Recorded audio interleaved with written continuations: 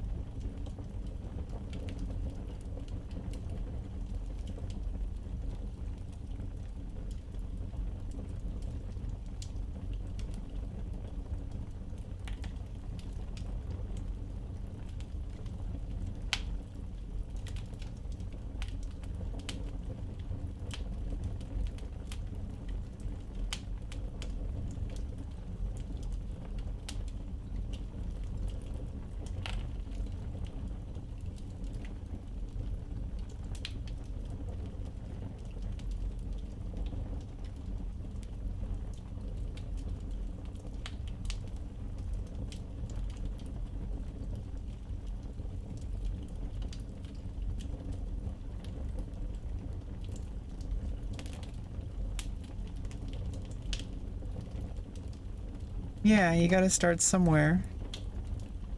I'm trying to make, a scarf seems simple enough. I want to make one for my whole family.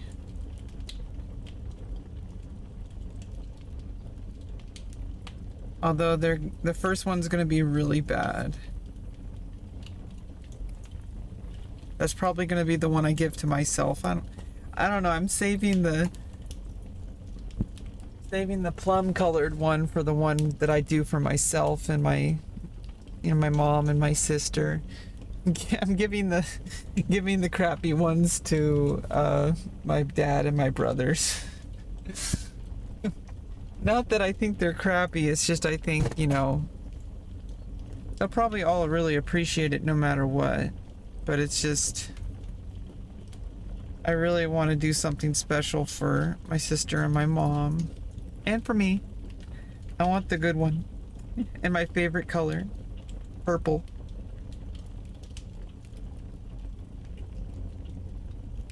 And my sister's favorite color. I've never done anything like this. It's really challenging for me with my autistic brain. The cool thing about autism, and kind of the hard thing too, is that the way I get to places mentally is different, but I can still get to the same places. It's just I have to do things differently, mentally, like neurologically and all that. So doing things like this builds new neural pathways. And it's really challenging, but there's no way to improve things but to work on them. It's practice, practice, practice. It's hard for anybody. That's the thing about autism. Like, it's hard for anybody to do a lot of things. It's just a different experience. So, a lot of the knowledge about a lot of things is not really suited for autistic people. We kind of have to write our own playbook,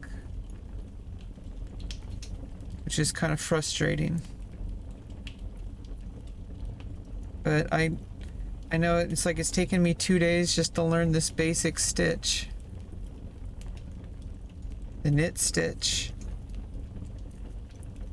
But this morning I finally got it, and now I'm slowly but surely coming along with some kind of... The end result is going to vaguely represent a scarf. Vaguely resemble a scarf.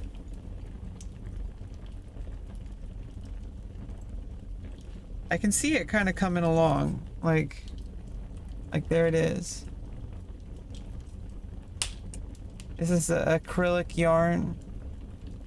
It's supposed to be very durable, hypoallergenic. It's like synthetic material.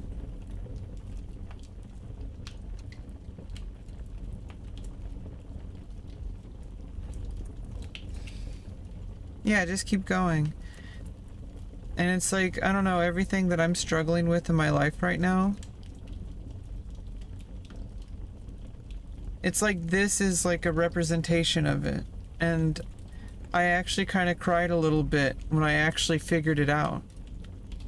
When I actually learned that, hey, like I'm doing it. I'm not the best. You know, I'm not doing great. You know, I mean, I'm doing great, but like not like professional quality knitting, but I did it. I did it correctly, more or less.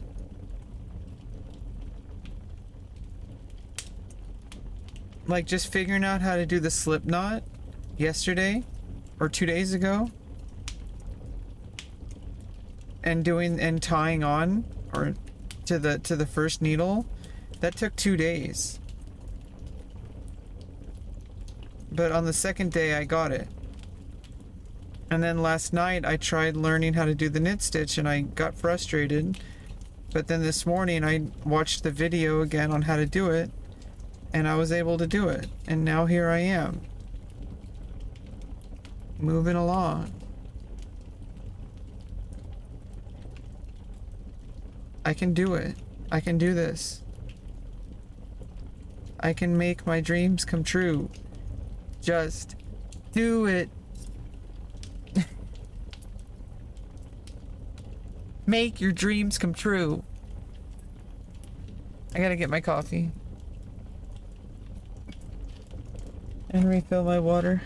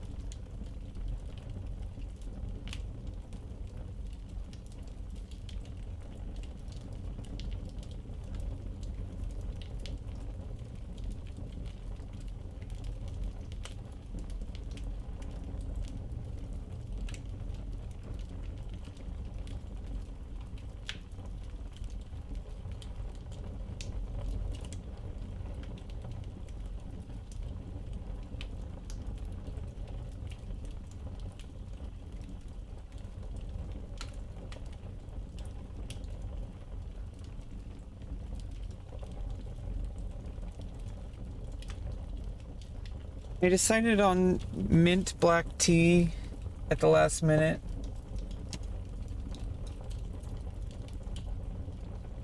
I have some mint tea. It's like black tea.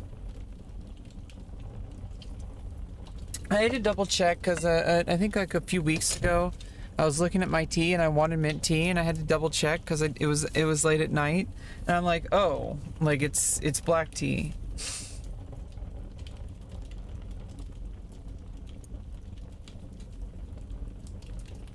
Wait, what?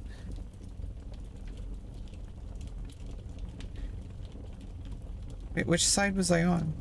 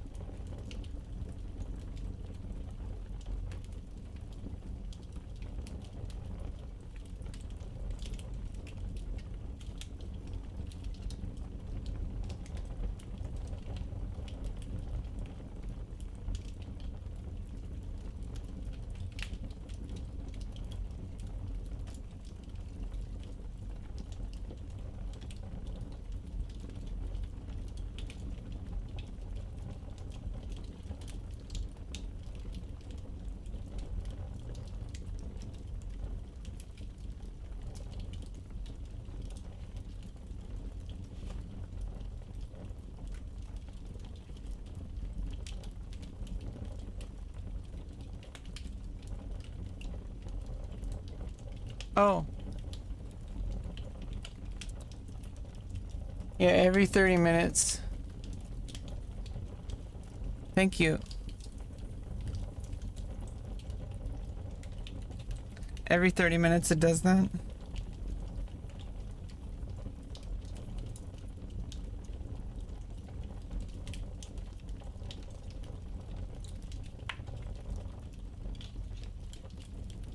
Oops.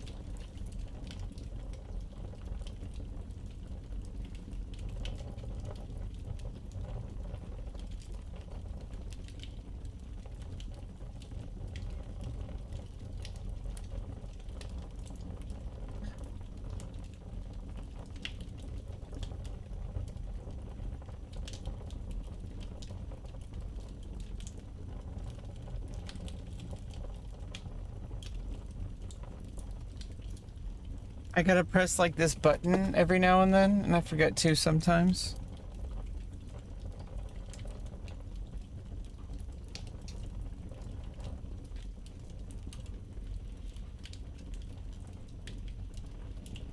It's pretty annoying. I still, like, in that shooting mode, I can't do clean HDMI. But in the other shooting mode, apparently I can do clean HDMI. But it's like zoomed in. It's frustrating.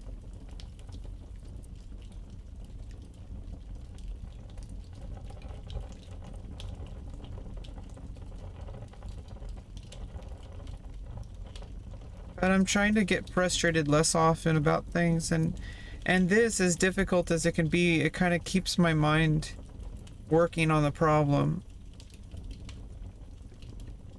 And there actually, I was looking for research on knitting and autism. There's actually not any significant research on it, which I think there should be more research on like how knitting affects autistic brains. It's already kind of known, like, anecdotally through a lot of autistic people, like finding things like knitting, because it's like repetitive and it's like a stimming activity that can relieve anxiety and alleviate like post-traumatic stress disorder. And a lot of autistic people, I mean, especially me, I know me for sure. I have PTSD and agoraphobia diagnosed because of situations where autism, being different, really put me in some tough situations that I didn't really get, come out too well in. And so it's really hard to feel confidence, and I get a lot of anxiety about situations that really don't call for it.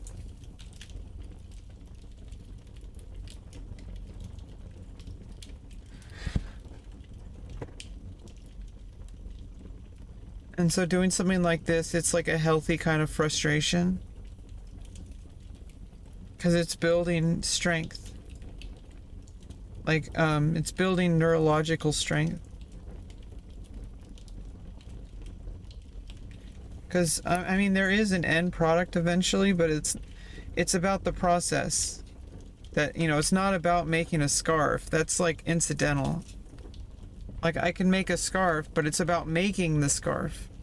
Not necessarily about having a scarf made. Or have been made.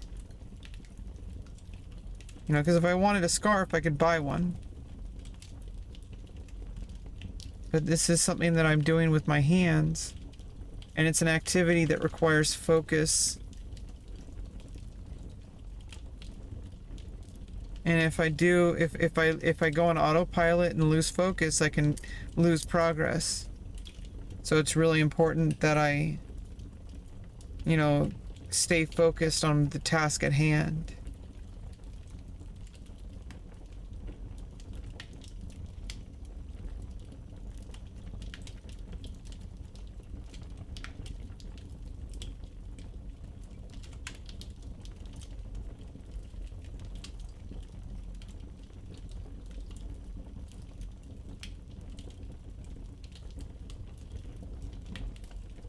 Did I switch hands again?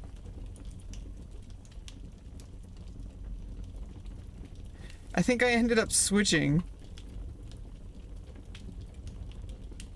Or was I?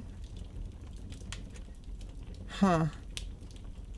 Oh well, the one with the bigger one should be the one that's new, right? Because that's the one that's getting stuff added to it. Kind of messed it up. It's okay. This is the first one.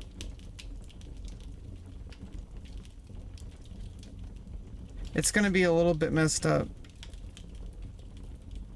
Hopefully when I get better at this,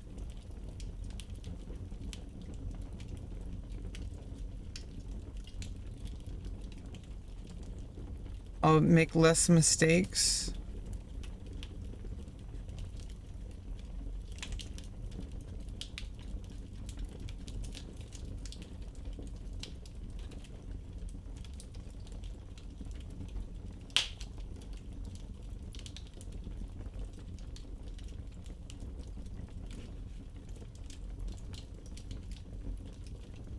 Either way, I'm just gonna keep going. Eventually it'll work itself out. It might be a little bit lopsided, but eventually it'll work out. Just like all the stuff I'm doing in my life right now. Doesn't always seem like it's gonna work out, but eventually you kind of figure out what to do.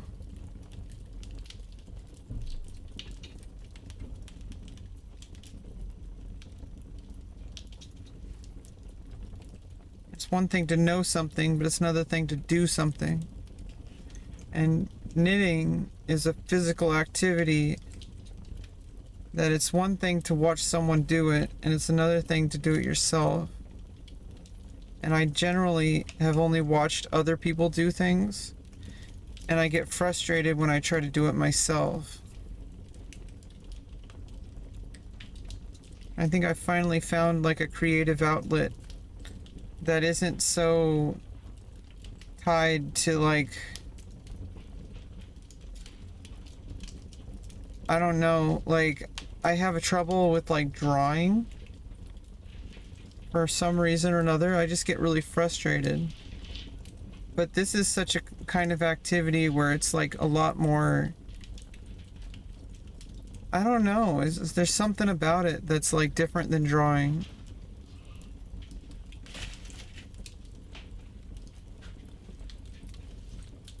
Probably because it just feels much more physical. Drawing is physical, but at the same time it's like you're like putting like graphite or ink or anything like that onto a page in order to make some kind of creative thing. And it's really hard to kind of quantify what you're supposed to be doing all the time. It's one thing if you're like drawing a rectangle, but if you're drawing like a dog or something like that, or a flower or an apple, like those are like kind of obvious. But if you're drawing something that's like open to interpretation, it's like there's too much creative freedom. Whereas with stitching, there's a very specific technique, and there's freedom within that in more advanced levels. But I feel like I can really latch on to just learning the mechanical feeling of it, the repetitiveness of it. And obviously a machine can do it better. But it's not about the end product. It's not about making a scarf.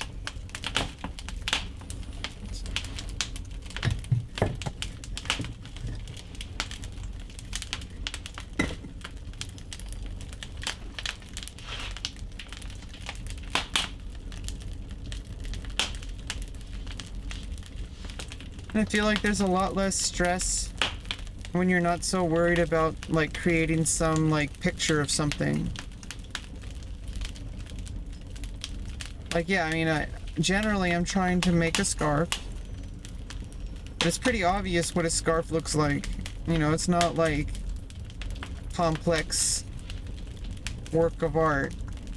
It's pretty straightforward.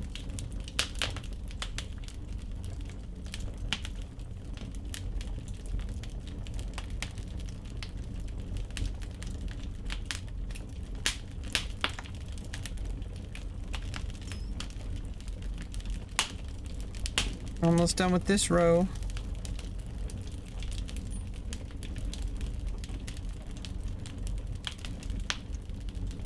Yeah, happy little accidents like Bob Ross. Do you like the fireplace?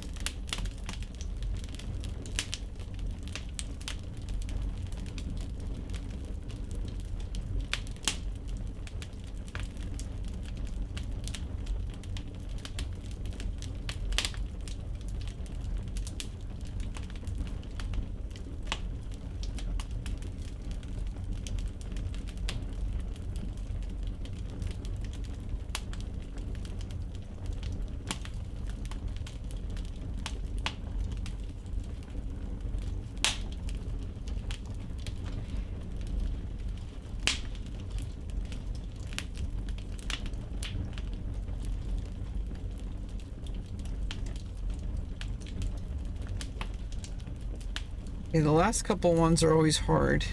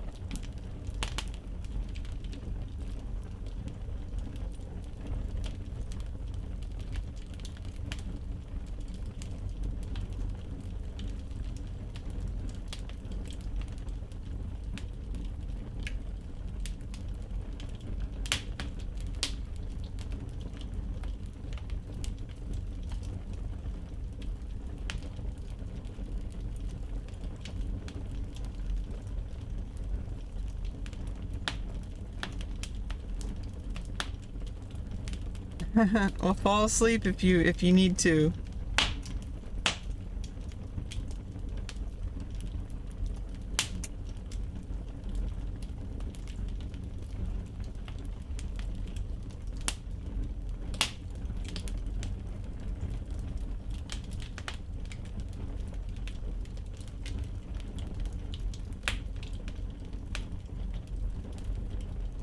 Kind of just like a relaxing stream today.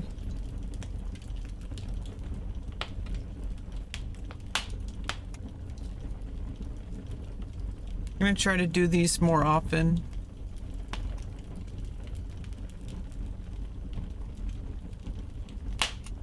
I do want to eventually make another YouTube channel.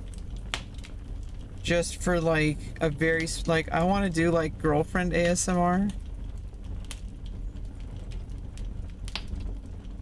I thought about it for a while. Then someone reminded me of it. But it needs to be on a second channel. Yeah, I kind of screwed this up. Like, this part is shorter than the rest of it. I think I accidentally switched hands at some point and like looped back. Maybe twice. Maybe even a third time. Yeah, I've been playing World of Warcraft. I do a couple different games though. I'm not necessarily tied down to one thing. But I do want to make a YouTube channel that's specifically about one thing. And I think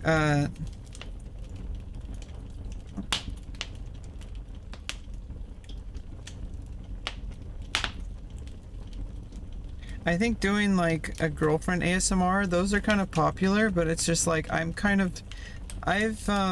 have evidence to suggest that I'm pretty good at stuff like that. uh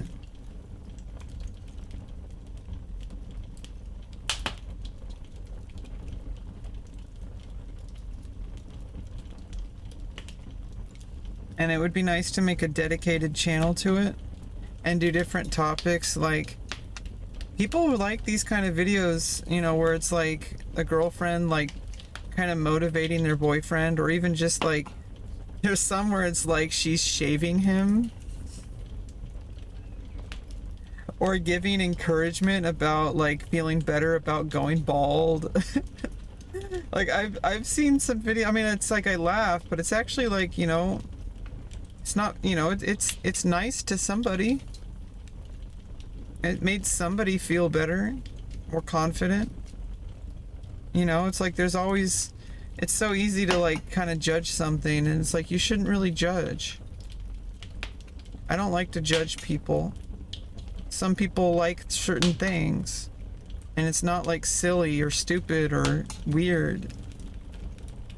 And I think there's a whole bunch of different like little skits I can do for stuff like that.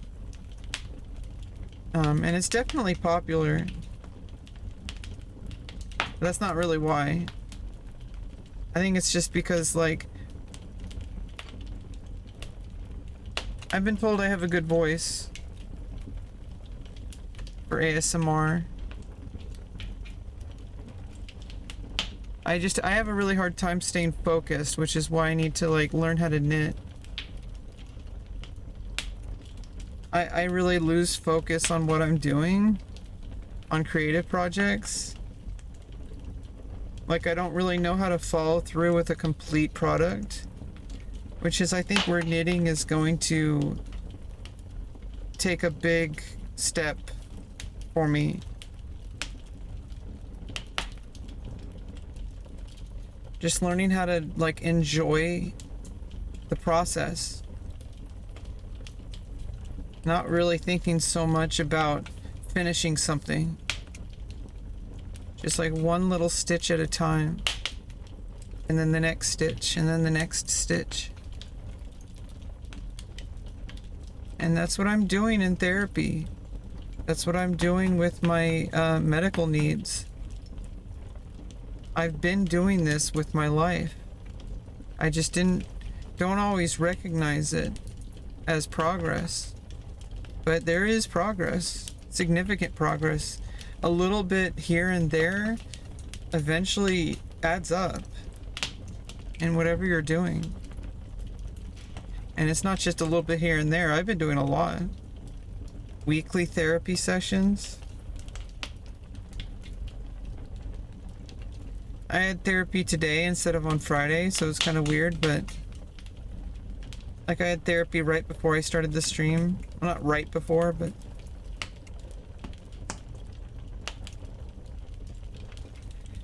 and I was talking to her about knitting.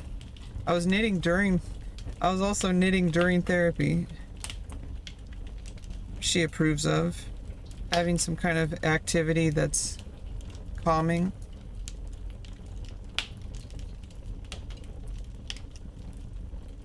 That keeps me in the moment. That's a lot of what we work on, is getting myself to be in the moment and recognize emotions. Basically Vulcan training. Uh-oh. Bit of a issue here. It's a little bit too tight.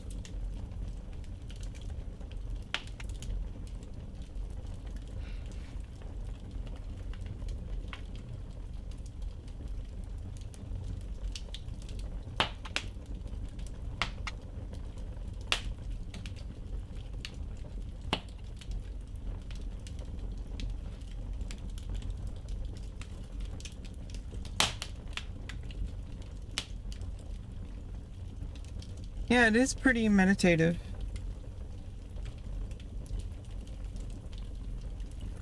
Having the fireplace, I feel really relaxed.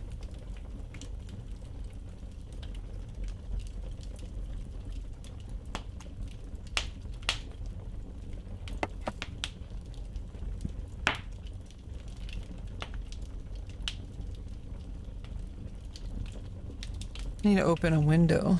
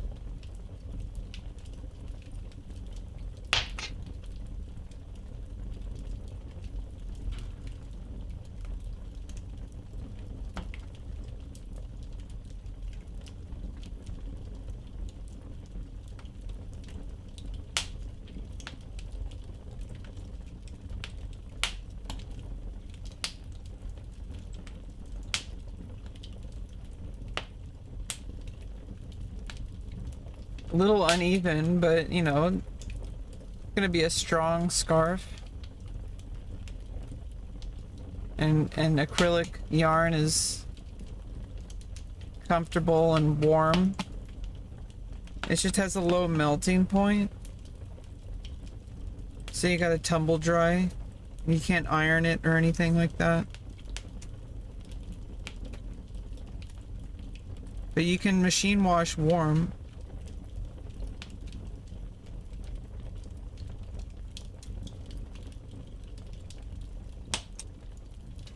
Thanks, hey.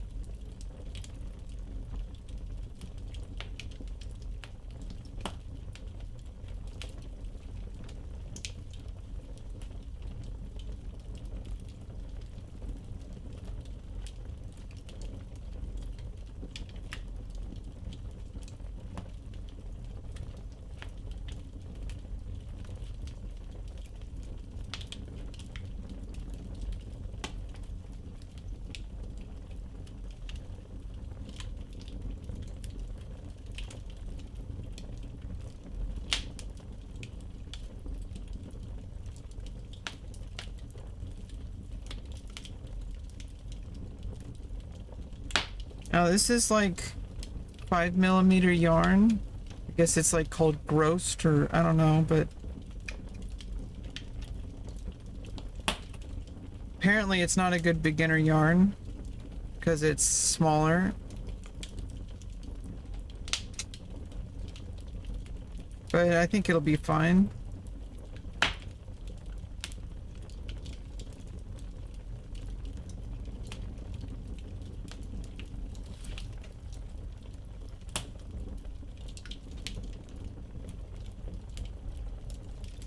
Oh god, what if I was using string?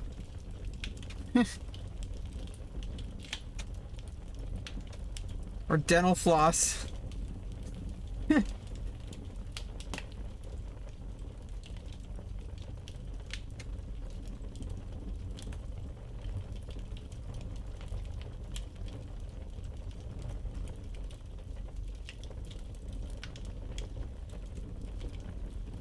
Okay, this is getting confusing here. That's a single loop? Oh no, those are two different loops. Okay. They got stuck together.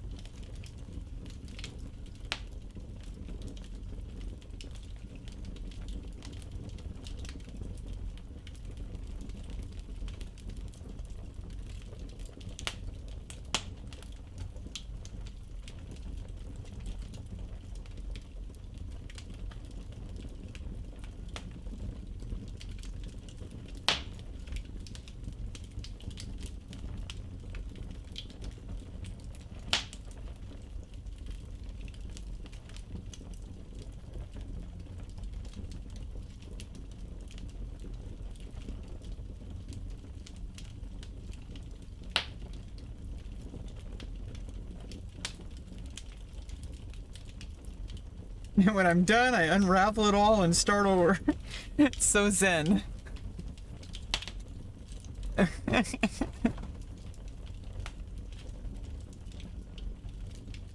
No, I do want to have completed scarves for being able to give Christmas gifts to my family.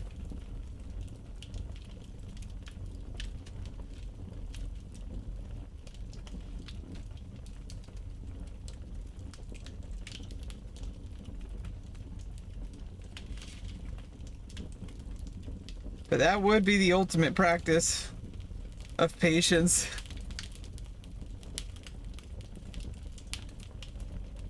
That would be completely zen. Be like a mandala. Just a completely useless activity that's only exists just to do it. But it actually isn't useless, like you're creating a work of art and then you experience it it's a work of art of sand and you experience it, the process of creating it and then seeing the completed product. Even if you don't save it, like, yeah, maybe you could take a picture of it, but I think the idea is that only you see it. It's not for anybody else, it's just for you. Yeah, handmade things are good. Maybe if I do this enough, I could sell them.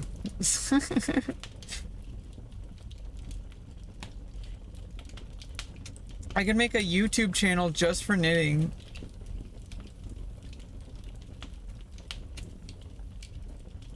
Becky's Arts and Crafts.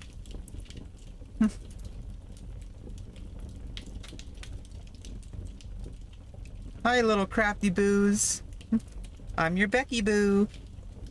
And here we are today learning about knitting.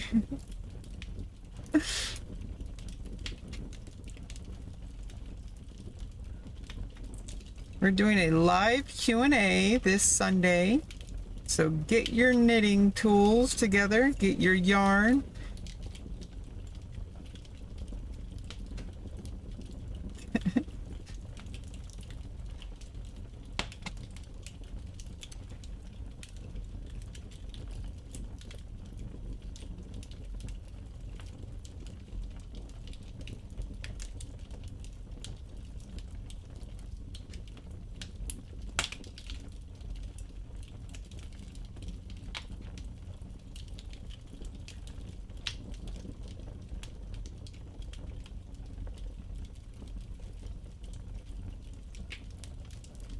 I generally don't go by Becky unless it was that kind of context. Like Becky's Arts and Crafts. I generally only go by Rebecca or Becca.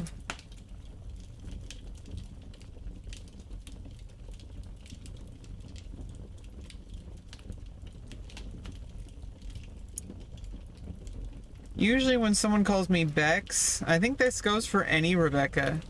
I don't think it's unique to me. I think every Rebecca out there, some Rebeccas hate being called Rebecca. I don't. I love my name. But there's Rebeccas out there that, like, people will just call them Bex. And it's usually a guy, I think. But it's like they will call her that. It's like she doesn't, like, go by that name. I don't know. I haven't met many Rebeccas. But that just seems like that's something that's true. Looking good? Hey, Dreamy Bread. Yeah, I mean, I got a knitting squatch going.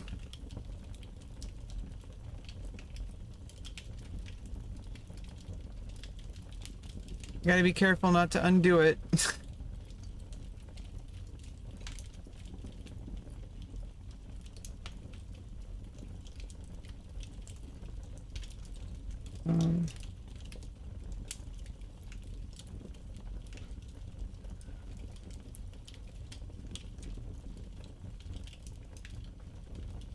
I'm squanching here.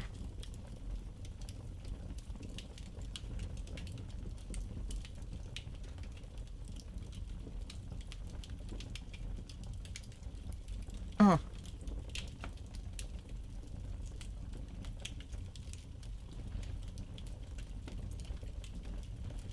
Squanching up a storm.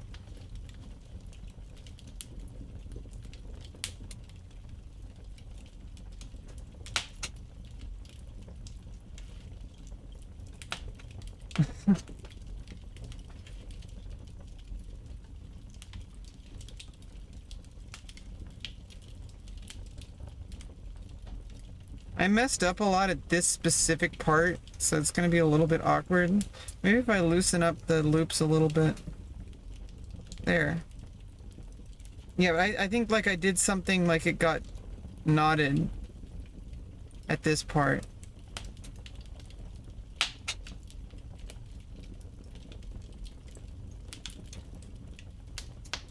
Might have to do...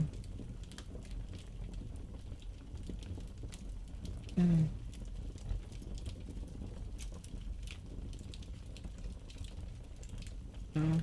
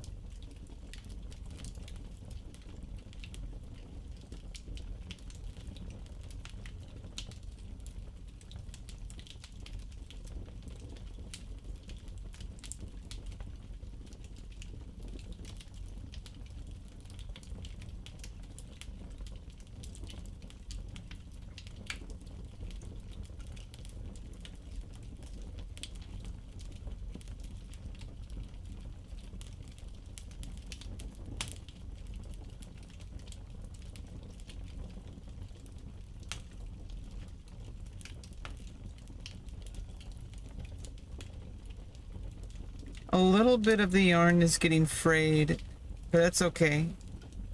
I'm still learning.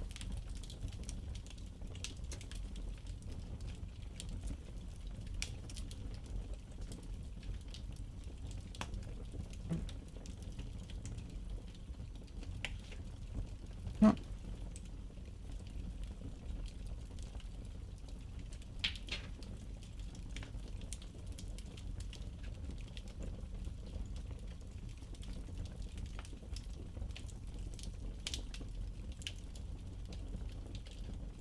Yeah, hopefully we can finish it today. I'm not in a rush. I'm trying to just get through. I'm just trying to learn to have patience while learning a new skill and knots and stuff like that, even though, you know, I don't have to learn too many advanced stuff at this moment. But stuff like tying knots ties my brain in knots. And it has my whole entire life. But I want to overcome my challenges. I want to be stronger. I don't want autism to hold me back. You know, and generally I try to improve things in my life instead of giving up. That's just generally who I am. Like, you have to ask yourself, you know,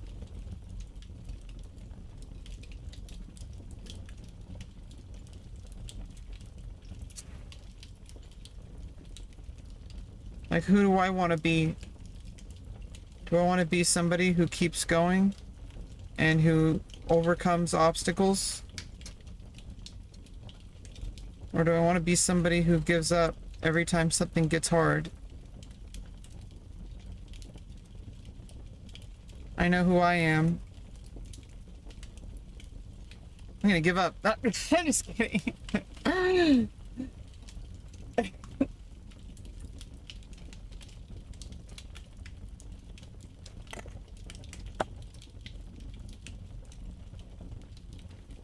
Oh my god, now we switch it to the left hand again. Yeah, I screwed it up a little bit a few times. I accidentally switched hands back and forth a few times. So if you notice, the beginnings of it are shorter than the middle parts. Or I don't know if that's just because it's bunched up or not. Maybe if I loosen it up a bit.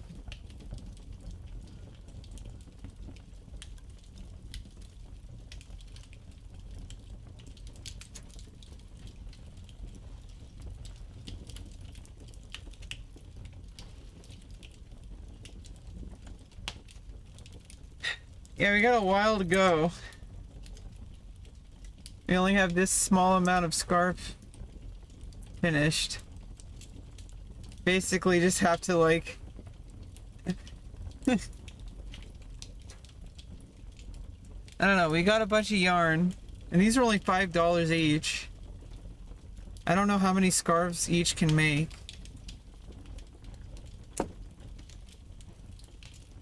It's going good, Trav.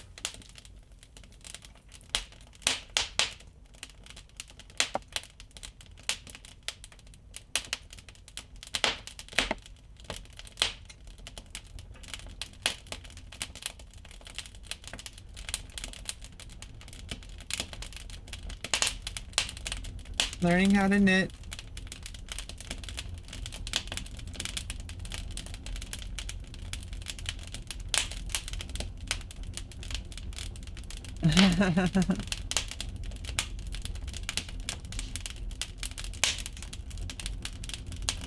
It's kind of a relaxing, kind of somewhat tired kind of day by the fire.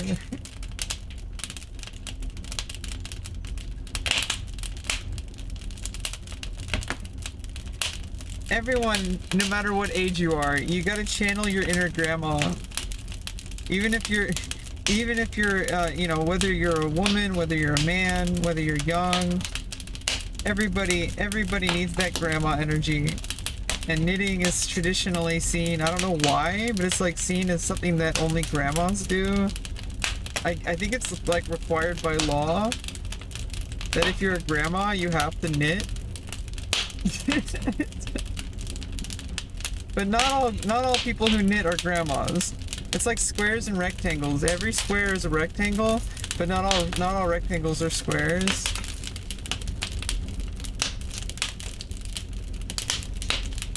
All grandmas knit, but not everyone who knits are a grandma.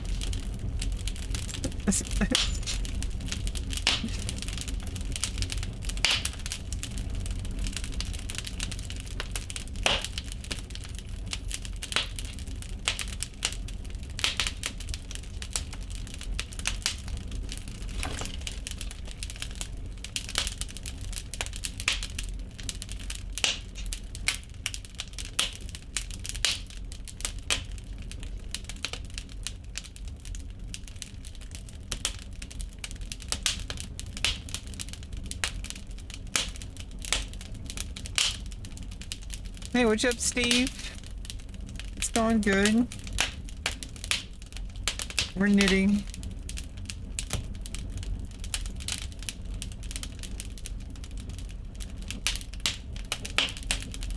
Pull up a chair, get some hot cocoa or tea or coffee or beer.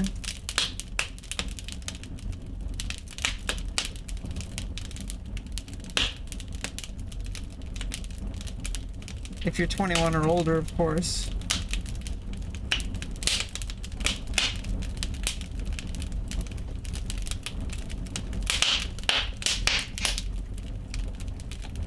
You've knitted for 30 years?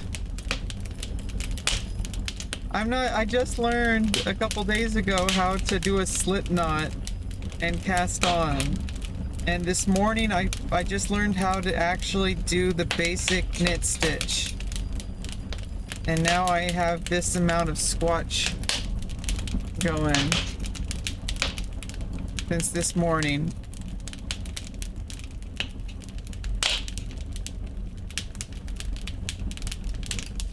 What was it like when you first learned?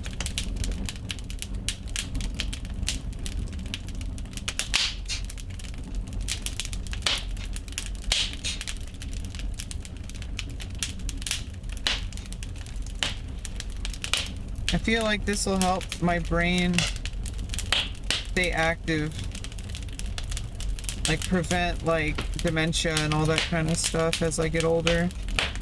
I'm not that old, but you know, you got a preventative healthcare, you know?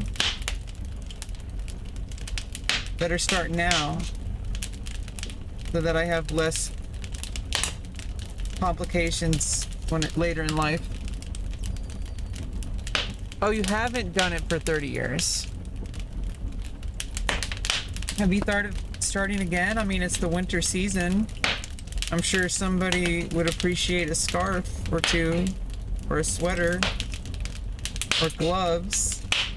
And, you know, nothing like a handmade gift, whether you celebrate Christmas or not. You know, I think giving gifts to people should be normalized. You know, not just because it's Christmas or any other winter holiday. Like making things for people that you care about, which is what I'm doing. I'm making things for myself because I care about myself, but the products I'm making are going to be gifted to people I love, and it's going to be a really ugly I'm going to make it the best I can, but I'm a beginner. They're not going to be the best scarves ever made, but they're going to be made by me to people I love.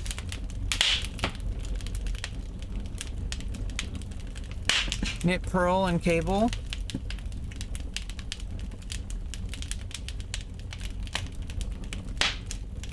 Or if, you know, if there's nobody in your life who's around to be gifted, it's sometimes the case, or sometimes, you know, relationships with people aren't so great. You could always donate it to a person in need. You know, knit some sweaters for the unhoused, or, you know, for children who are in need. There's charities that you could donate clothing to.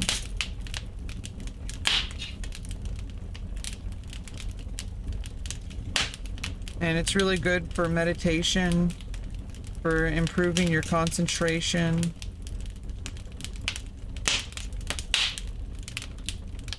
So it just helps everybody.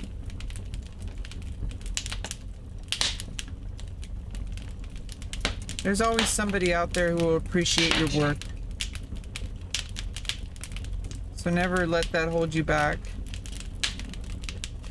No matter what you do in life, there's somebody out there who appreciates you. That's one thing I've learned from streaming. You know, I'm not super famous or popular. I don't really have a career. But I will be building a career on my own outside of streaming. And then, you know, but there's been people who have shared in my journey who appreciate me for who I am, and who have cheered me on through everything that I've gone through these past 4 years, even though they've never met me. So even if you think that you have nobody, there's somebody out there who cares about what you do and what happens to you. You know, unfortunately, not everybody has family. You know, either they are estranged or people pass away. Unfortunately, but that's a part of life. And we can always try to find people, not to fill in a gap, because you can never replace somebody, but to create something new that is beautiful in its own way.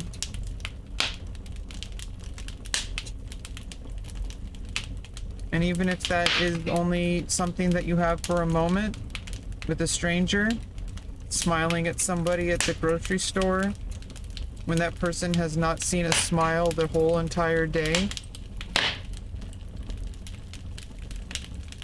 that can really mean a lot to somebody, and you have the power to do that.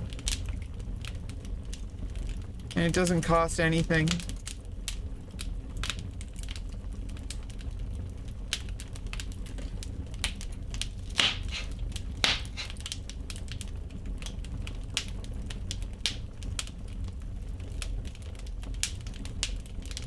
Well, if you don't want to learn, that's fine.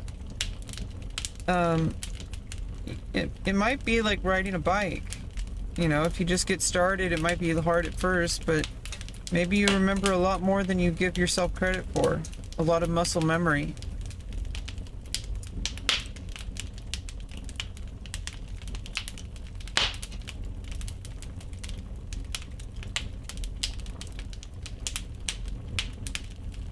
I am wise beyond my years. I'm almost 36, so I'm still pretty young. But I've had to go through a lot of hard truths. I've had to face a lot of difficult things, and not even the most difficult things, just difficult things. Some people have gone through a lot more difficult things than me, unfortunately. I'm very fortunate, and I have amazing health care. I have access to transgender medicine, where there's some people who are fighting just to get access to basic hormones. And I not only have had that, but I've had facial surgery, and I'm a little bit on edge because my bottom surgery got delayed while I'm getting my diabetic stuff to where the doctor wants it. But I'm working hard on that. I'm exercising every day. I'm eating really healthy. My blood sugars are better than they've ever been. It's just a matter of getting the blood sugar A1C level to where it needs to be, and then we can reschedule, and it has to work around my ability to, recover. There's a lot of anxiety that I've been experiencing the past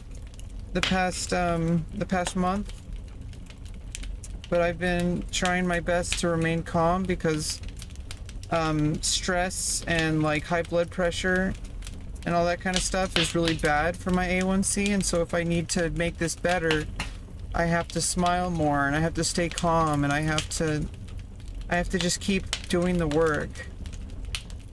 Because some people don't get this surgery until they're in their 60s or 70s. And I'm not even 40 yet. I'm not even 36 until January.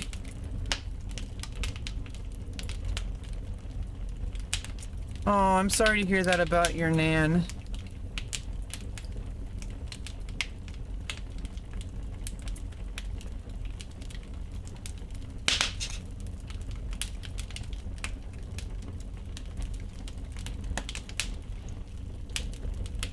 Yeah, you'll find what makes you happy.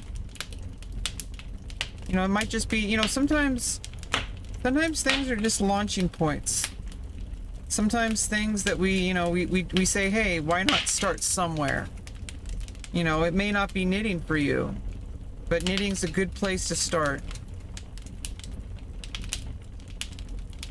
And it might bring you to more awareness of what you need to do to move your life to where you want it to. Because we're all on this journey together, and there is no one answer. I guess unfortunately and fortunately, because it means that there's so much nuance and interesting experiences for everyone to have, that there's so much out of life that so much we can get out of life. All these exciting things for us to try, and it's tough. It's really tough sometimes, and you can have a lot of adversity, and it's not guaranteed. Even if you are living comfortably, even if you have a lot of good things going on in your life, you can lose things pretty quickly. And it's not even always about money.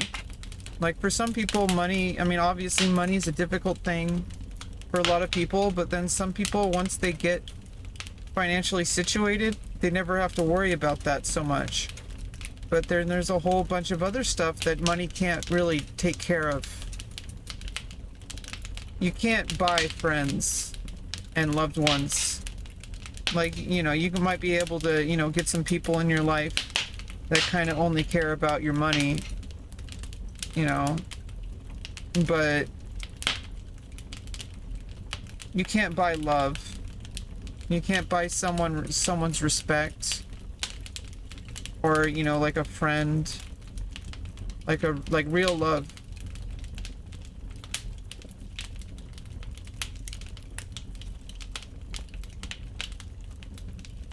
you know, I'm lucky enough, you know, it's like I have health care and I was strong enough to start going to therapy.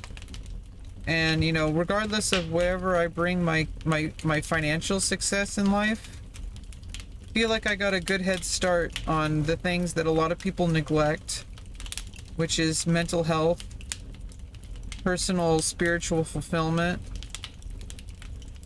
Whereas if I can get financial success, you know, it's like I'll be good to go, you know, and just enjoy life to its fullest, because I won't have all this bullshit in the way that a lot of people who do achieve significant financial success struggle with.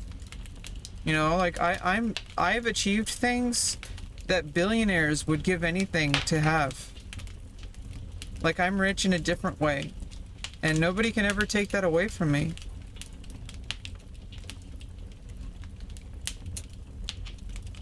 And all I'm missing is the personal financial success, career success. But, you know, after this surgery calms down and I recover and all that kind of stuff, I'm gonna start flying ahead. I'm gonna get some opportunities. I can already see them happening. I don't know exactly how it's gonna look. I have an idea. But I think things are really gonna work out for me. I think the best thing to think about is, I know a lot of people, it's not crocheting, I'm knitting, but if you love crocheting, that's pretty cool too. I actually got into knitting because we were shopping for a friend of my friend's, who does crocheting, and I ended up I ended up purchasing a knit kit, and here we are. The best way to think about it is not about changing your gender. It's about who I am has fundamentally been a trans person's experience even before I knew I was trans. Because putting it to words is an afterthought. Knowing that I'm female only came after I kind of put a bunch of stuff together, because it's not really obvious. Only 1% of people are trans. And in the 90s and 2000s especially, there wasn't really any kind of discussion. It was really kind of hush hush. And I never really thought about it. I didn't really think about myself as any gender for a while. For a while, it was kind of the opposite. I was made fun of a lot and called a girl, ironically. It bothered me when I was younger, not because of the gender part, but because I knew that they were bullying me. I knew that they were doing that to make fun of me. That's why. I'm streaming a lot of places, yeah. Don't worry about it. Here's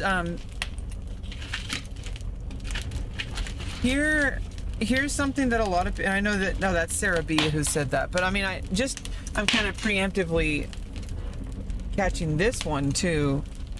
A lot of people who don't really know any trans people, when they first start to meet trans people, I'm not saying that people are transphobic. It's not like that at all. There's like an initial period people go through where they walk on eggshells. And I understand, because maybe they have friends who might get upset about things. But I think it's important to remember that, like, they're not upset about what you did. They're upset about how they feel. About something that has nothing to do with you. About something that nobody can deal with. And that's what makes this so devastating, is that there's literally nothing anyone can do outside of these treatments.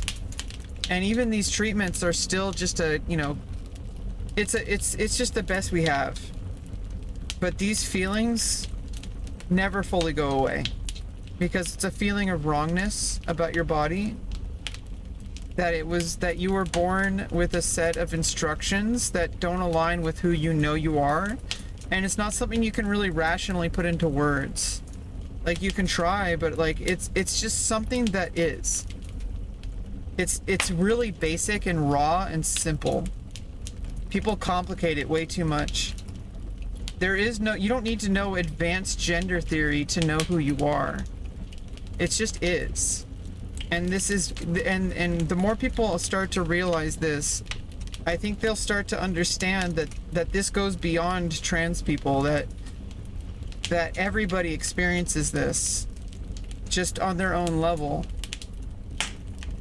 Maybe not about their gender even, but it's more about just who you are. That you can't really rationalize it. You can't really put it to words, like why you are who you are. It just is. And I think it's better not to think about it. Just to move on. Like, do what you need to do. And unfortunately for being trans, we have to go against what our initial biology told us, which can be very complicated. And also that there are like variations, and like there's a reason why, you know, biology is just biology. It doesn't mean it's the correct thing for you. It's really rare, but some of us, our gender doesn't align with that. For most people, it's just fine. But for us, there's a huge problem. Because imagine waking up in the morning and you're in a body. Like, imagine waking up every single morning and you just hated everything about your existence, about your body, and you feel wrong. And then one day you realize that that wrongness that you felt your whole life was a very specific wrongness. It wasn't just a wrongness. You weren't just depressed. You weren't just upset about some bullshit that happened in your life. This is something that is a very deep, personal thing that nothing can replace. And then you know, luckily for the past, luckily for like the past 100 years, there has been development in transgender medicine. It's been studied since like the 1930s. And unfortunately, you know, I really don't like talking about this, but this is the origins of transgender medicine. We're actually in pre-Nazi Germany. And Nazi Germany is what set back transgender medicine. Because along with the Jewish people, the Nazis targeted trans people. Because there were clinics that popped up, there were research centers that popped up for gender expansive people, for people who didn't fit what society told you were supposed to be. Because regardless of what society tells you, your experience is going to be your experience, regardless of what language you speak, regardless of what society expects of you. Those are societal expectations, and in a way, it is biology. You being cisgender or you being trans can be seen as a part of biology. It might be, I mean, there has to be a reason why we exist. And it's a biological reason. But unfortunately, our, you know, human body is kind of complicated. And chromosomes are actually kind of complicated. And sometimes things don't line up when you're born. And we've researched it a lot for like 100 years, at least. And unfortunately, it was set back by the Nazis. A lot of people were set back. Definitely a lot of Jewish people were set back. But a lot of gay people were set back. A lot of trans people were set back. And, you know, the evil targeted a lot of people. A lot of people were set back by that evil. But I feel like the very first thing that set off those book burnings was the scare. You know, there was scare. You know, they used the transgender research centers as a starting point for their fear propaganda, because they used the same arguments that they use today. Yeah, watch wherever you want. It's fine. That's why I multi-stream. You know, use the platform that matches where you want to watch.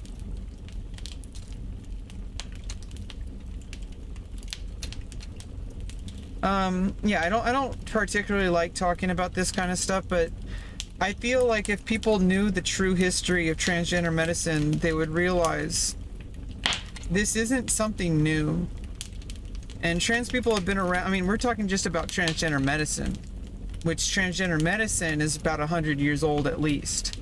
There probably were treatments that were probably not as effective and, you know, and more dangerous.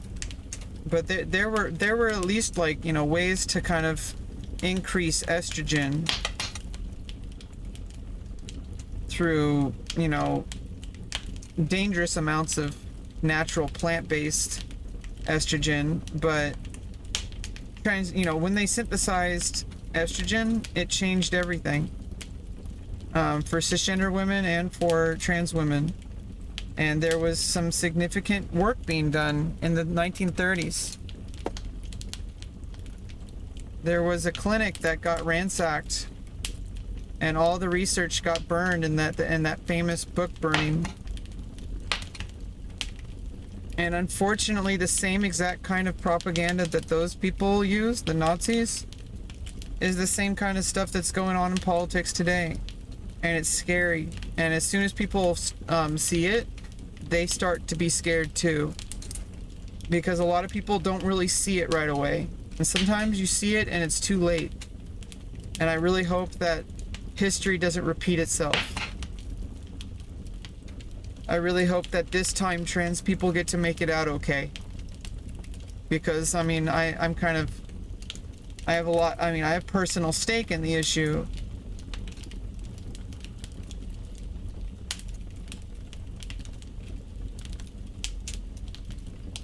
But I really hope that we can overcome this evil in society. That people are repeating the exact same thing that happened in the 1930s. But this time, people are getting louder. People know too much to be silenced. And we have the ability to reach so many people now because of the internet, which, you know, we didn't have back then. And people can come together and protest and stand strong. But sadly, that's a problem I have to deal with. Just by the fact that I'm trans, that has nothing to do with my medical care. My medical care is going really well. I am feeling so much better every single day. You know, my life is getting to a point. There is a light at the end of the tunnel. It's really it's really stressful right now because I'm about to get the surgery, but I don't know exactly when. And it's gonna be crunch time. There's going to be a lot of things that have to go correctly. Like, I just have to do everything. Everything has to go well. And if it doesn't, then that's a problem. And I have to make sure that it works. That this goes well, that I do everything correctly, that I don't screw this up, that I get myself to the hospital, that I follow, you know, that I recover, you know, healthily, follow all the instructions perfectly. It should be fine, but it's a lot of anxiety until it's over. And it's really driving me crazy, but knitting is somewhat helping. I'm just gonna keep knitting.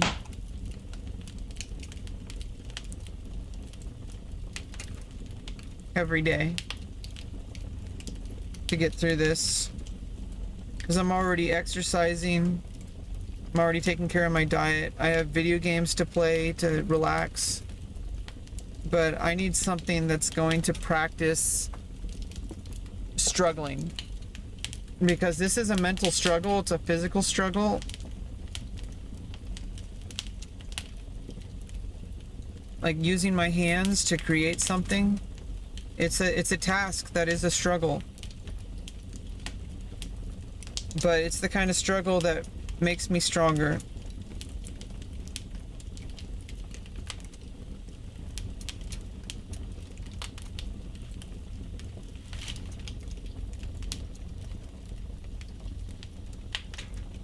But this is the final part of my transgender medicine. Everything else after this surgery, It's just maintenance.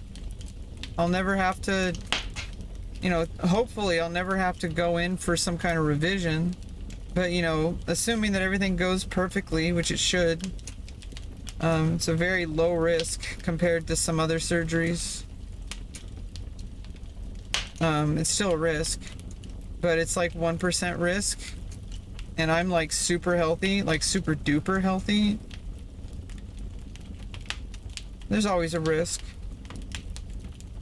And my doctor's never had any of his patients lose the ability to orgasm. So that's a huge plus. That would be devastating. I don't even want to think about it. But it is a risk. But I have to do this. Like, this is not something that's gonna go away. I've already spent 17 years of my life trying to get to this point. These past 4 years I've been actively pursuing it.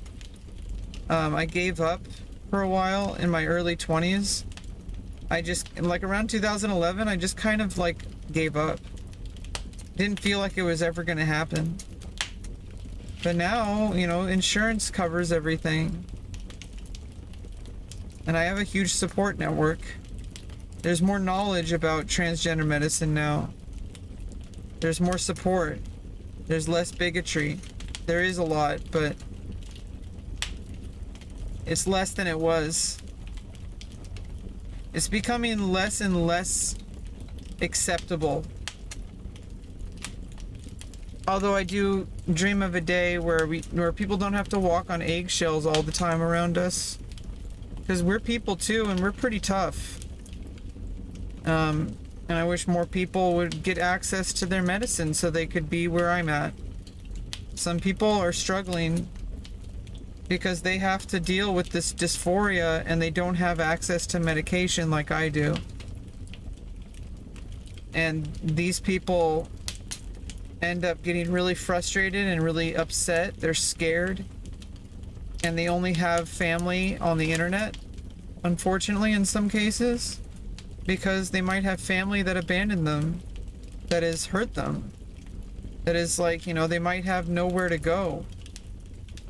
They might have like a super conservative family with like lots of transphobic bigotry going on. People wanting them to go to church and just pray it away. It doesn't work like that. You just are. You are who you are. And, no amount of trying to force yourself to be someone you're not is going to make you someone you're not. And I had to accept that. That even though it's terrifying, and even though it's difficult, and that there's a lot of really hateful people out there, I can't stop being me just because of that. And so I have to brave through this, knowing that there's going to be people who never accept me for who I am. But it doesn't matter, because this isn't a choice. It's a choice to respect myself enough to do what I know I need to do. Because doing otherwise is going to be incomplete. Doing otherwise is going to end up in just more pain and suffering, more hatred of myself and my body, more people receiving the effects of that, because that kind of behavior ends up hurting other people too, in ways that you might not even realize. And it's so important to take care of yourself. If not for yourself, then for the people you love. Because if you don't take care of this, you will hurt people in your life. And even if you don't intend to. It just happens. Look how far we've come.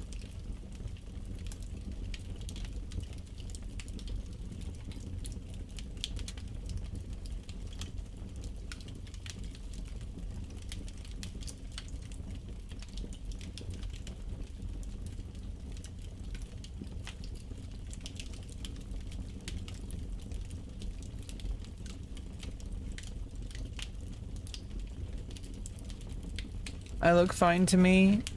It's mostly internal.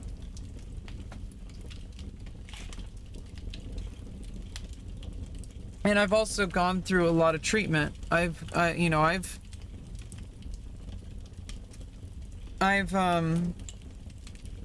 to go through a lot of work to be able to feel better. And I don't know like how much other people think about what I look like. Most people seem to think I'm pretty attractive, but it's not really that's not really objective.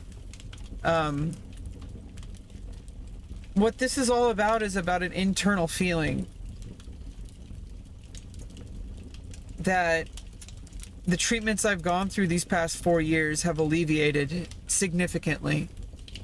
And I'm going to be done with the final treatment soon.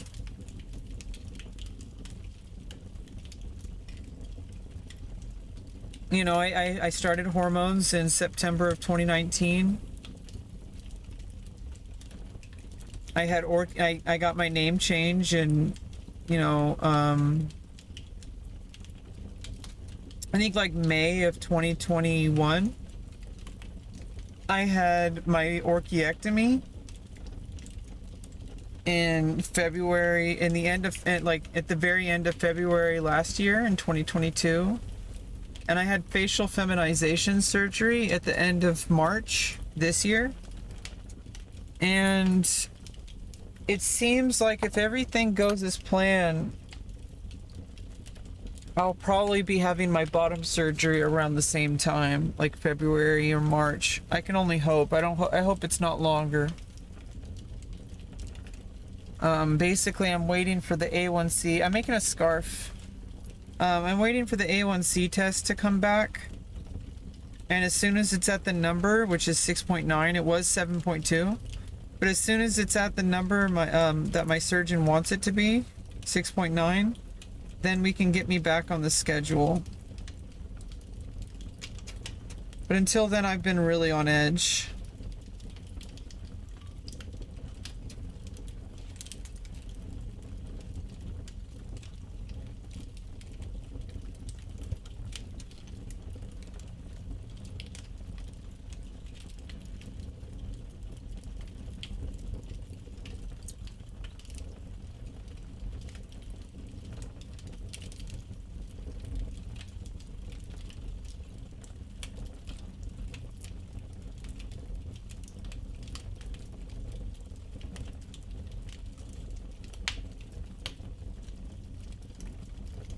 Oh, right.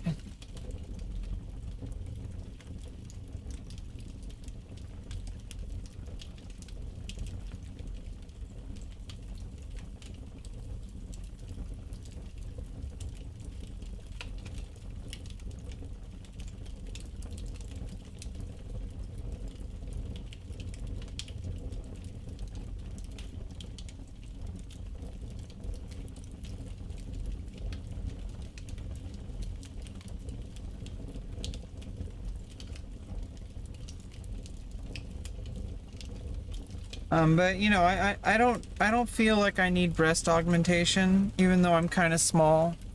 You know, kind of small. But they're mine. Okay, you can't really tell with this shirt. You know, I'm kind of small.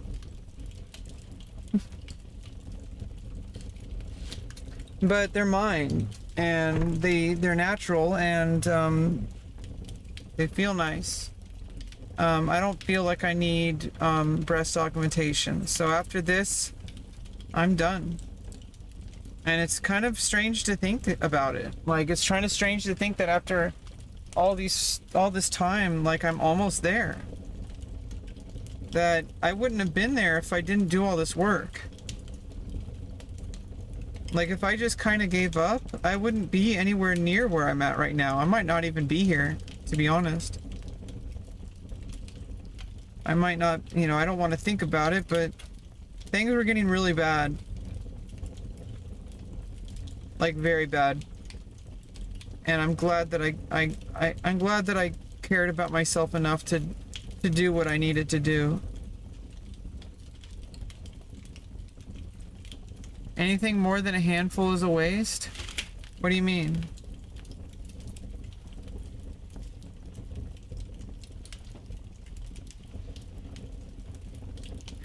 Oh, you mean of breasts. I thought you were talking about my knitting. Thought you were gonna give me like an expert tip or something. Steve. Yeah, I mean, according to the French, the perfect sized breast, it will fit in a wine glass. And that's about where I'm at, so.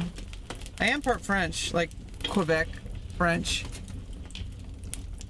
And I'm also part, like, Cherokee and stuff like that.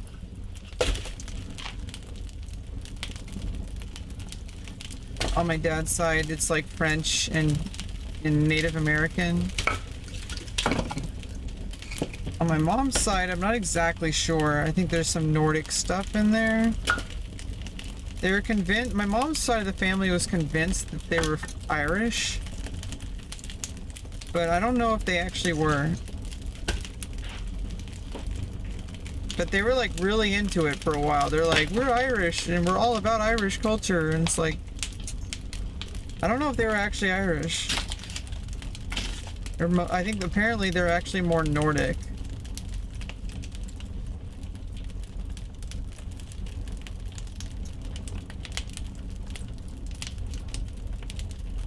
But I actually don't know with my mom's side of the family. It's just a lot of kind of mixed European probably.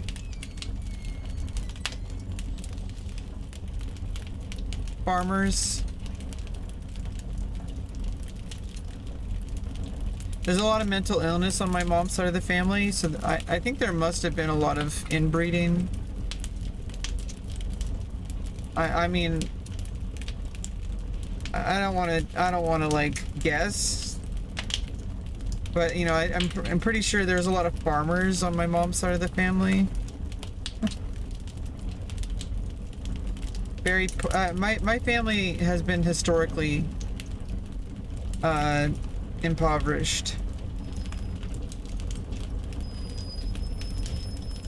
A lot of the time it's their own doing, and I'm trying to escape it.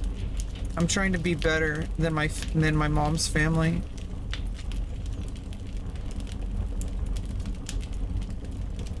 My mom's really proud of me. I love her very much. I love my dad too. He can have his issues. And there's only so much I can do to help him. In the UK?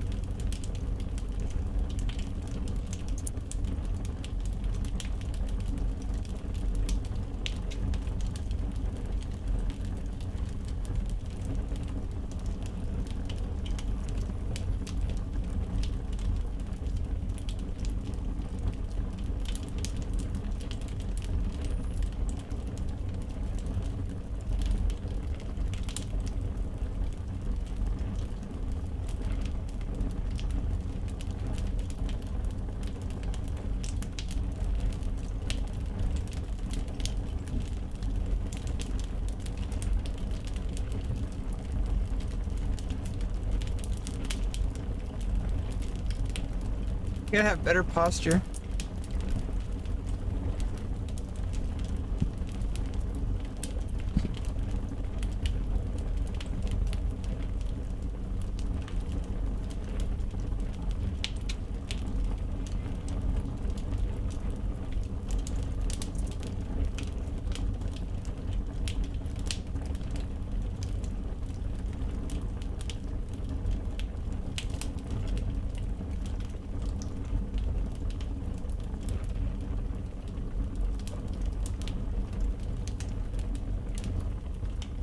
I'm really getting the flow of this.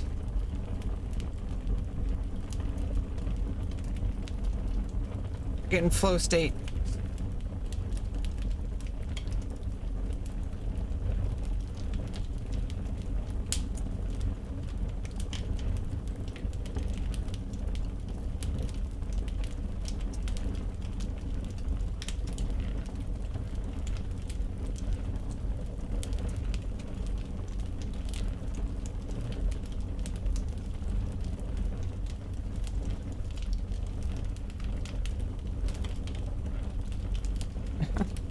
Jacob. Oh, is there somebody talking in the chat? I don't see. Is there somebody?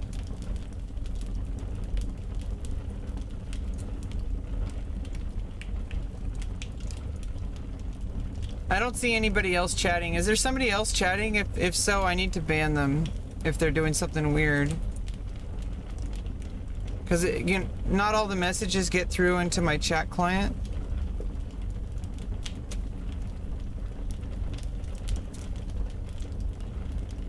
They were.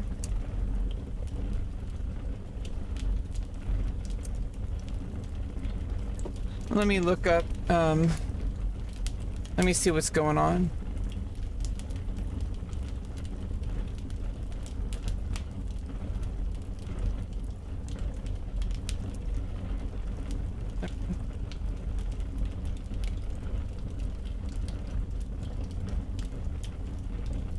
Oh, I don't see anything.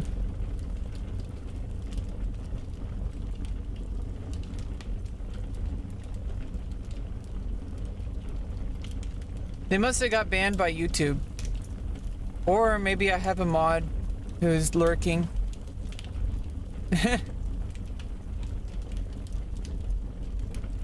Yeah, if somebody's bad enough, YouTube will just take care of it.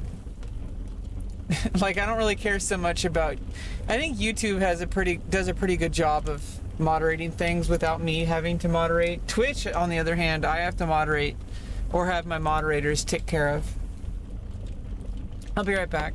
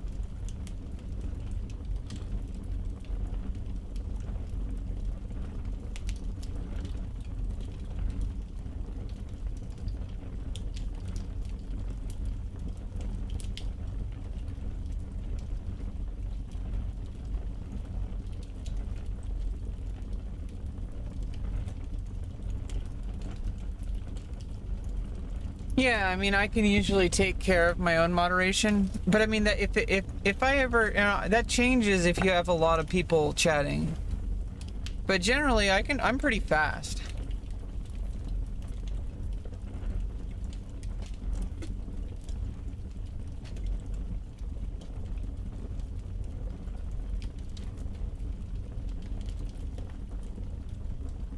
Oh, but what do you stream?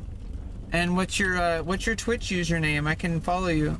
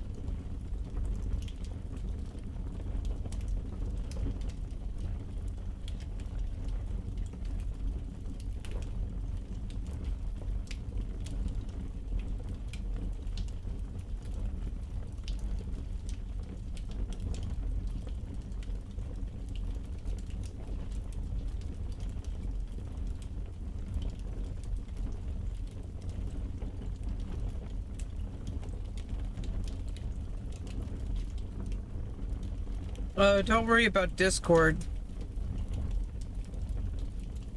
I don't connect my stream with Discord. I don't have a community. I don't have. I kicked everybody out and closed my Discord channel because it's not worth it. Too much moderation, and also it's just my community's not that big. So, you know, if you want to hang out with me, I got my stream. You can talk to me here. I've got other social media, but honestly, as far as stream related content, like that, this is the place to be. Steve-O. Yeah, I don't connect with my fans on Discord. You know, unless you're in one of my Discord, in one of my Discord communities.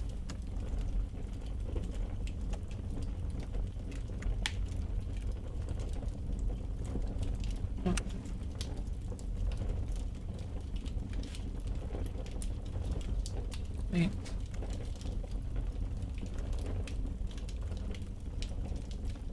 How come it's not working?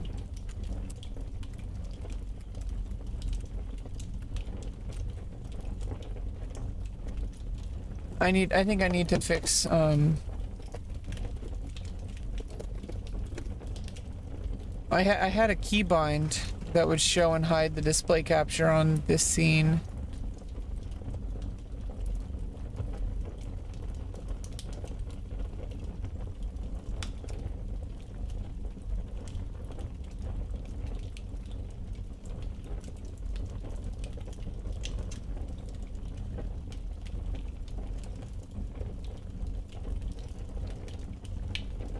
Oh.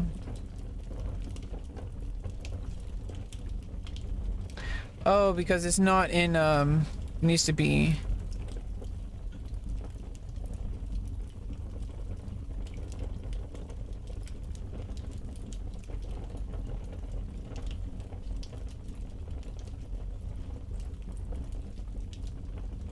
Yeah, okay.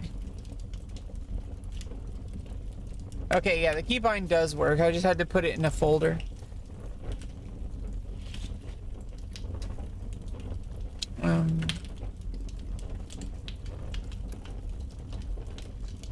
You're a 47-year-old veteran?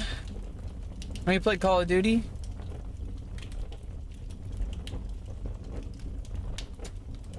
And you got dogs as your picture. Profile picture. What's up, crayon eaters? I'm Steve-O. Spank the follow button? I'm following just for that.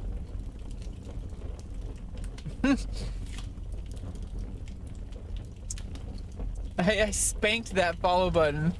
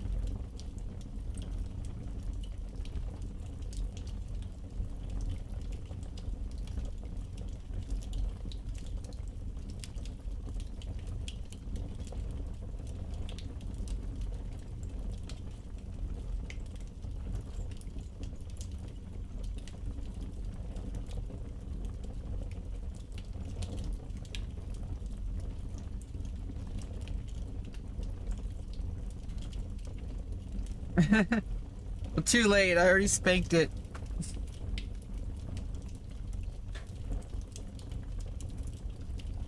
I already spanked the follow button. You instructed me to do so. It was consensual. Everybody else heard it. Everybody saw.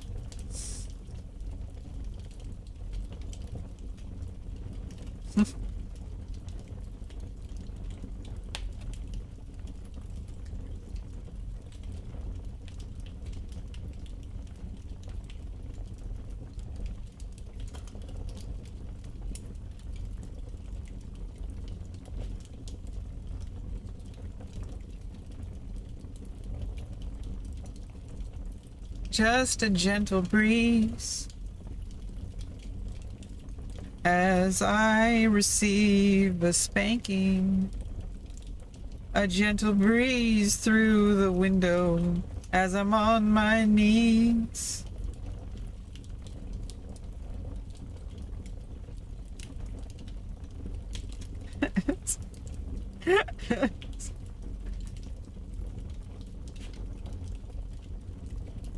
Well, I'm one woman who listens to you, and I'm sure there's more.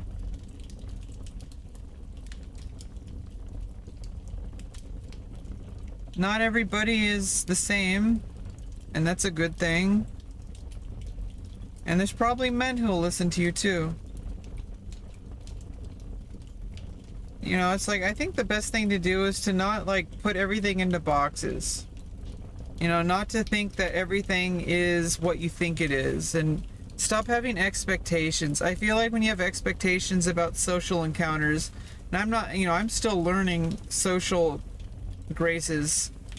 You know, I'm this like broken autistic person who's apparently not broken, but feels broken.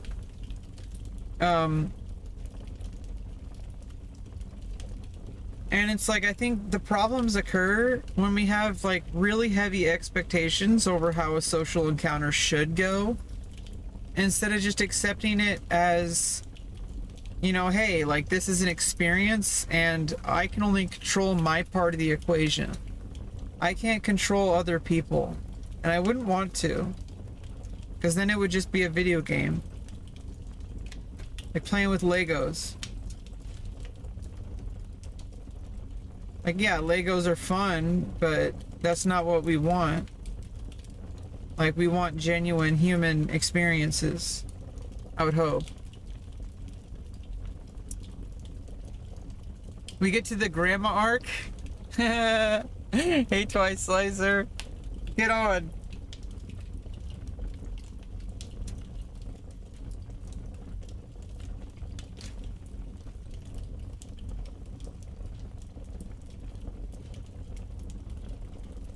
Yeah, I mean, you don't have to be a grandma to knit.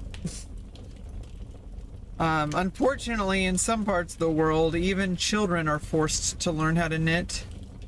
But, you know, I can't do anything about that.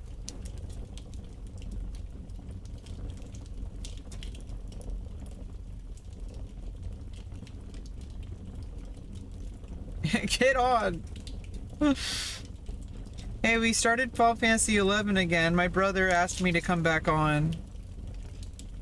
So I started playing a little bit. I do try to stream whenever I play games, but I think with that game especially, I'm not always going to be streaming it. Generally, like, I'll be streaming World of Warcraft. But I don't really feel like Final Fantasy 11. I mean, you know, I might just do no cam streams for Final Fantasy 11 most of the time. And honestly, for World of Warcraft as well. For MMOs, I generally just won't always have cam on. Sometimes I just want to play the game. I really don't feel a need, unless I'm only playing for like a few minutes to like check the auction house or something like that.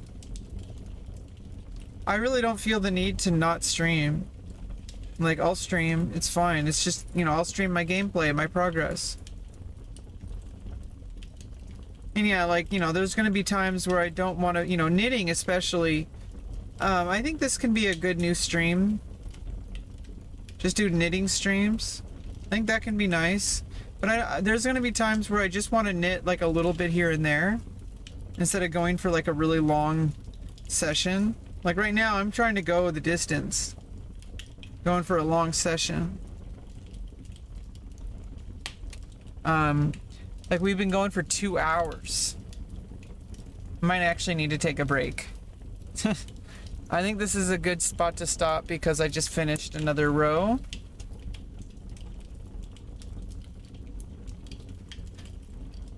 This is how far we've gotten so far.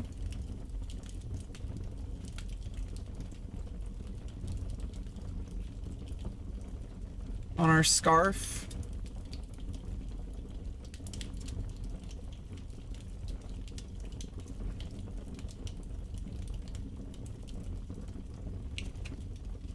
When it's all done, I'm sure there's a way, there's a specific method, but I'm imagining that when it's done, I have to like wash it and like set the fibers by like stretching it and stuff. I'm guessing.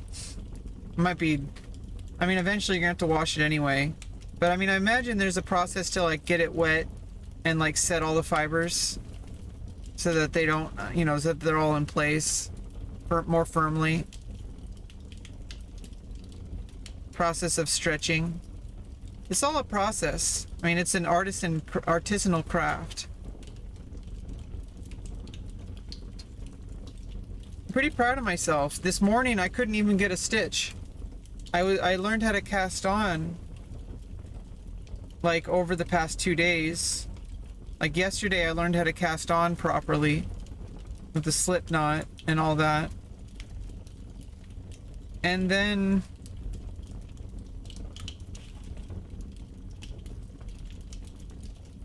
this morning, I mean, yesterday I tried to learn how to stitch, but I couldn't get it.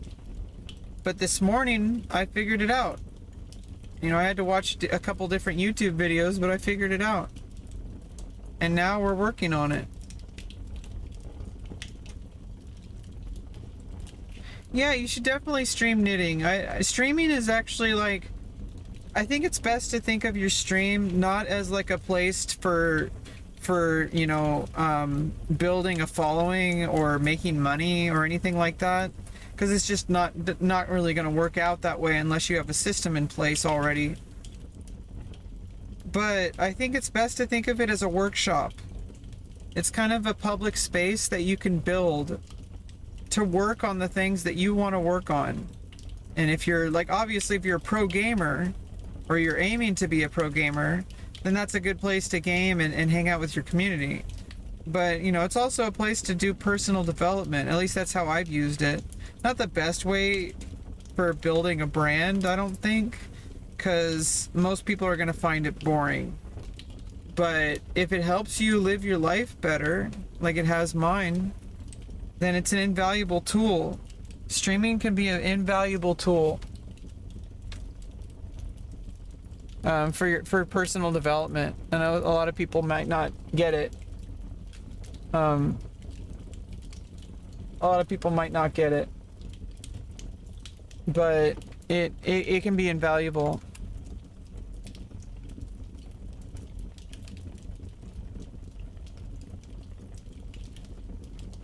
See, there's been a problem with the cable lately. There's like a slight delay. I don't know if there's been a delay, an audio delay that you've noticed.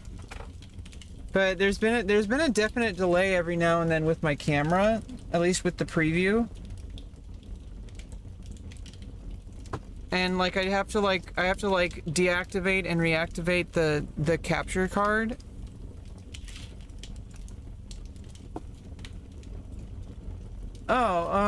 See, I've been streaming for 4 years and it took me a while to figure this out, but streaming shouldn't be seen as career development unless you're doing something in your stream that is developing a career. Like, your stream is a workshop. If you want to learn how to knit, you can stream it, but you're creating something that goes beyond the stream. Like, you're creating a skill, you're creating personal development, you're creating a product in some cases. Like, who knows, maybe I could start an Etsy and I could start selling like scarves and like, you know, gloves and sweaters and stuff like that.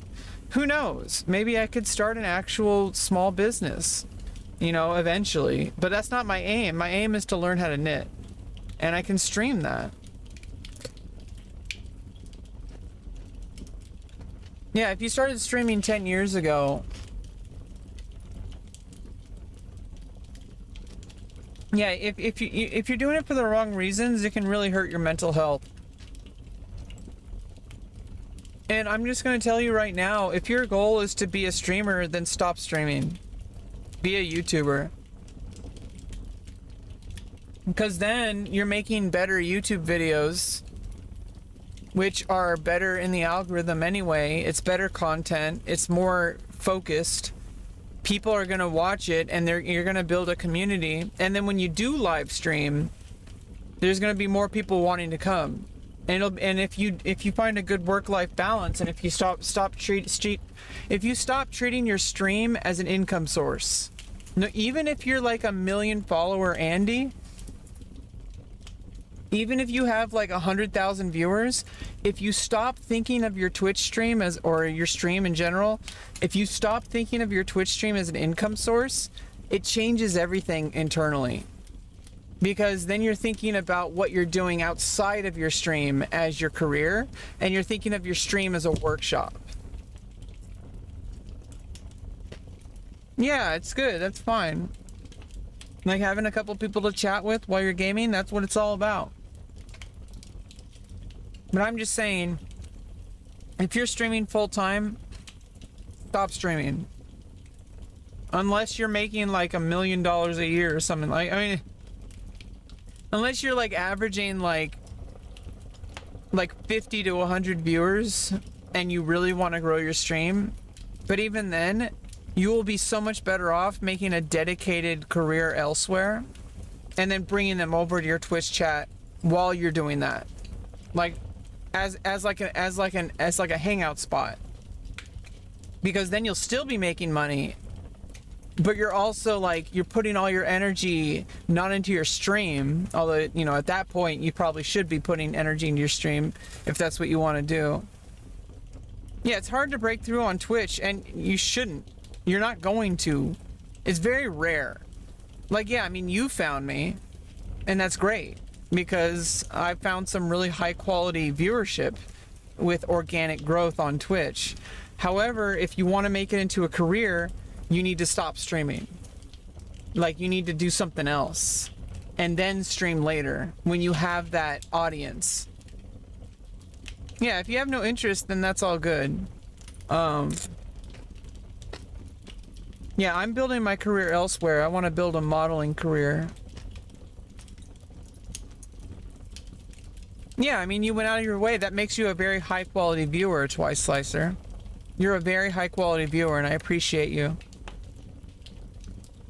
The people who find me and stick around are people who went out of their way to find somebody like me. And that's a very valuable person, because that's a person who believes in me. That's a person who wants to see me succeed. And you need more people like that in your life. You know, as far as a career goes, you know, viewers are going to come and go, but supporters, you know, they can be with you for a while, and they make it happen. But I'm not doing this for money at the moment, and I'll probably never do my Twitch stream for money. If I do happen to make money on my Twitch stream, that's like, it's almost like a side effect. Like, my main career path is involving modeling and acting in a couple different specific scenarios. Bye bye. See you next time. Make sure to like and subscribe and all that. All that jumbo.